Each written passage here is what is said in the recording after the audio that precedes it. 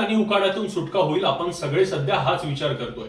पण हवामान खात्याचा ताजा अंदाज सांगतोय की यंदा पाऊस सुद्धा कमी पडू शकतो, उकाडा सुद्धा कमी होणार नाही आणि रात्री सुद्धा गरमी लोकांना त्रास देऊ शकते. ही बातमी फक्त शेतकऱ्यांसाठी नाही तर शहरात राहणाऱ्या प्रत्येक सामान्य माणसासाठी महत्वाची आहे. कारण पाऊस कमी झाला तर शेतीवर परिणाम होतो, पाण्याचा प्रश्न वाढतो, महागाई वाढू शकते आणि उष्णतेमुळे आरोग्यावरही परिणाम होतो. नमस्कार, मी तुमचा मित्र शुभम आणि तुम्ही पाहत आहात ऐका जरा. आज आपण समजून घेणार आहोत IMDच्या 2026 मान्सूनच्या दुसऱ्या टप्प्यातल्या अंदाजात महाराष्ट्रासाठी नेमकी कोणती चिंता व्यक्त केली आहे. IMD म्हणजेच हवामान खात्याने 2026च्या मान्सूनचा सुधारित अंदाज जाहीर केला आहे. या अंदाजानुसार जून ते सप्टेंबर या 4 महिन्यांमध्ये देशभरात सरासरीच्या केवळ 90% पाऊस पडण्याची शक्यता आहे.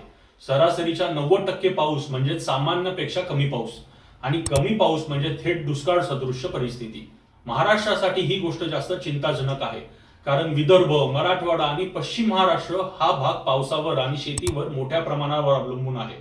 याच भागाला मान्सूनचा महत्वाचा कोर झोन मानलं जातं आणि याच भागात पाऊस कमी पडण्याची शक्यता वर्तवली गेली आहे. दुसरी महत्वाची गोष्ट म्हणजे जून हा पेरणीचा महत्वाचा काळ असतो.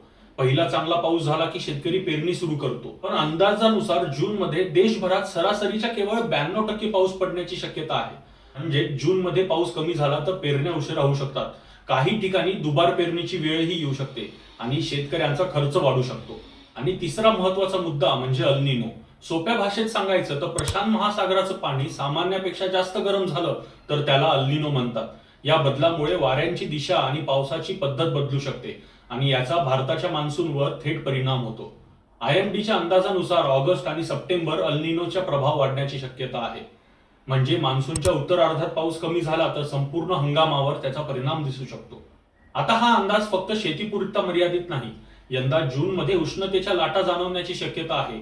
दिवसाचा उकाडा आहेच, पण रात्रीचं तापमानही सामान्यपेक्षा जास्त राहू शकतं. म्हणजे दिवसा गरमी आणि रात्री सुद्धा असह्य उकाडा अशी परिस्थिती निर्माण होऊ शकते. यामुळे डिहायड्रेशन, थकवा, चक्कर येणं, उष्माघात अशा आरोग्याच्या समस्या वाढू शकतात.